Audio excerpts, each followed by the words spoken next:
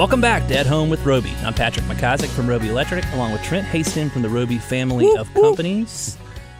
There's some sort of bird in the studio. I heard it. Trent, I got Trent Haston. That means I got a chirp.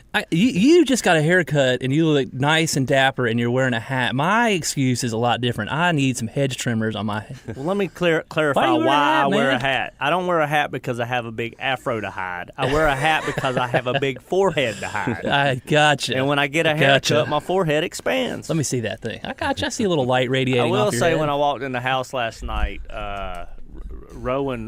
half a second. Hey, Daddy, I love your haircut. And, man, it made me feel good. And then Piper, my youngest daughter, who's always tough, and Reagan and I gave her a talk about a week and a half ago about being nice to Daddy because she always plays hard to get and tough. And then she chirps up and says, Daddy, I like your haircut, too. It looks good. And I'm like, wow. There you go. Getting Need places. to get your hair cut more often. Yeah, so then he throws a hat to cover it up. What's up, man? Well, that's because I'm working today. I think the larger forehead does make you look smarter, though.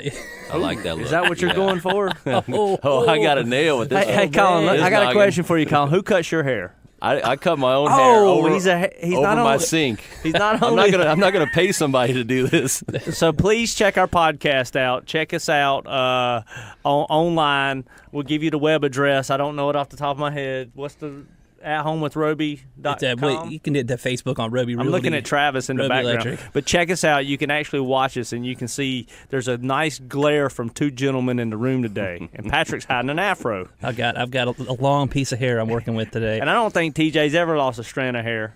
And he's laughing in the background. I don't think that's funny. Well, Trent, let's get back on topic here. It's hard to do. We could talk about this stuff all day, and this is what we do. You know, we're not on the air. We talk about each other's hair. We're here with Colin Bain. Colin from Linet America's headquartered in Charlotte. 15,000 hospital beds installed, which is just the beginning of your company. I know you guys have a lot of run, and you're real excited because you have a better product. It enhances clinical outcomes, relieve financial burden, drive operational efficiency, improve the customer experience. I'm reading from your website. Patrick, do you want a sales job? I mean, I might need one. By the way, you are listening to Business by Roby 101. Yeah, if I don't get this haircut, Trent might fire me. Wow. But I'm just joking. We to the hair. We're dropping F-bombs. Well, tell us. Tell us a little bit of the history of you. How did you get? Told us about how you got into this industry. How you became part of Linet. You bet. Where are you guys going? All right, so I'll start with myself a little bit, and I'm not sure if we have enough airtime, but I'll go ahead and give it a hair try. time. Hair time. So I'm from the Midwest, grew up, born and raised in Indiana, and went to Indiana University, which, by the way, I just dropped my son off, my oldest boy, going to college. Colin, my wife went to Indiana. Is from Indiana. No kidding. Yeah, she's an IU graduate, and is from Jasper, Indiana. Okay, great. It's a great school, but I tell you, it was a tough weekend dropping him off, first one out the door, out of the nest. So, anyways, get out of school and I start off with Maytag home appliances. Worked for Maytag 10, 12 years, and knew that was a capped industry. Growing based on housing starts 3% a year. It wasn't really exciting enough for me. So I looked around, and healthcare was a great place to be, and demographics were favorable, and just I thought I wanted to be in healthcare. So start off with medical devices, learned about Linet, cooperate with them, put a whole business plan together to come to the U.S., what it would take to be successful. Had the opportunity to decide anywhere to set up shop in the country, and we wanted to be on the East Coast because initially we're importing the products in, so we wanted to be near a port. And kind of zoned in on the Mid-Atlantic. So we actually evaluated Charleston, Raleigh, Durham, and Charlotte were how we whittled it down to 3. And I got to tell you, Charlotte, by far and away, captured our hearts. The business community here, so pro-business. Work with Bob Morgan in the chamber, phenomenal. Got me set up, got the organization built, and the airport definitely helped make the decision. And the people here, we love the people, and obviously the climate is phenomenal. I mean, today, beautiful day today. 2 hours to the mountains, 3.5 to the beach. I mean, it's got everything here. So I'm not from here, but I'm never leaving here. That's my story. Well, you're raising your kids here. Absolutely. And that's wonderful.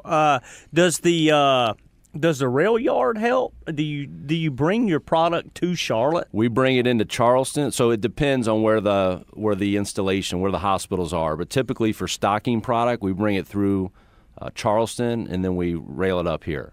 Yeah. So you do stock product in Charlotte? Yeah, we got about 2,000 to 3,000 beds in the warehouse at any given time, because one of our advantages against these big companies is how nimble we are, how responsive and flexible. So we want to deliver. If we get an order, we want to deliver it within the week, whereas it could take 12, 13 weeks from our competitors. How does that process work? So if I'm a hospital executive listening to this show, is it sort of one bed goes down and I might replace it with one of your products?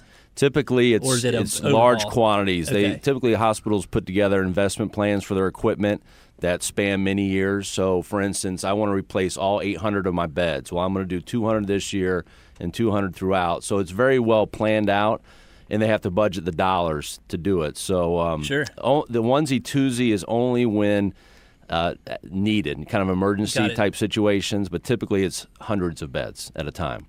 So how many standard lines from beginner or less economical to the high? So we got a full portfolio from everything from your basic medical surgical bed that does all the functions you need just in a general floor unit, all the way up to a highly complex and very sophisticated product, computers, pulling patient data off the bed, putting that into the medical record.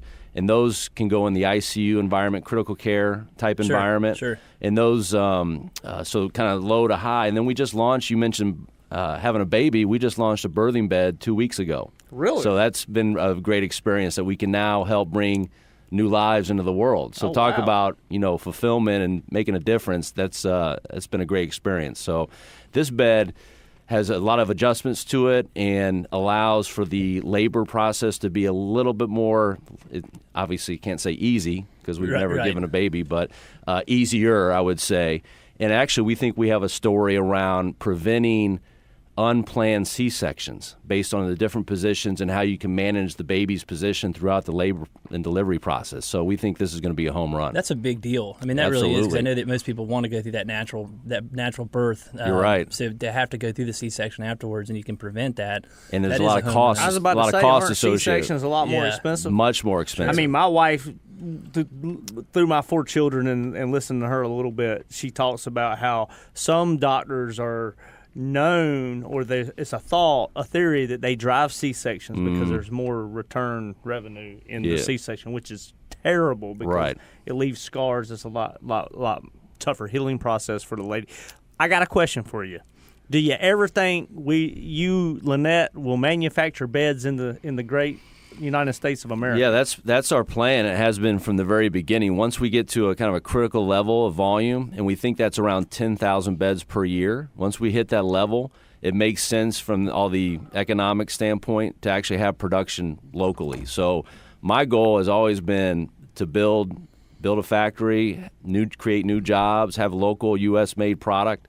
That's definitely on the radar, and I think we're only a few years away from that. But we've been planning that the whole time. And you want to walk out of your office and go walk into the factory. That's right. So and you're not leaving the Charlotte region. That's correct. You hear that? You heard it here first. Linet is here to stay. Well, we are definitely rooting for Linet, being based out of Charlotte and being such an innovative company technology-wise.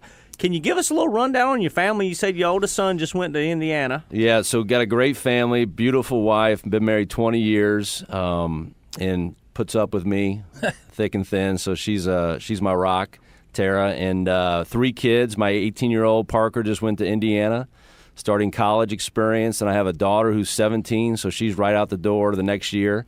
She's looking at Chapel Hill, so hopefully we'll keep her in state to kind of offset the out-of-state I'm paying to IU. Yeah. And then the young guy, he's 14. He's big into golf. He's my little golf buddy. He's going into high school, and looking forward to that experience. So, yeah, great family. That's wonderful. No, I know Tara very well and have met your children. They're all wonderful, wonderful kids.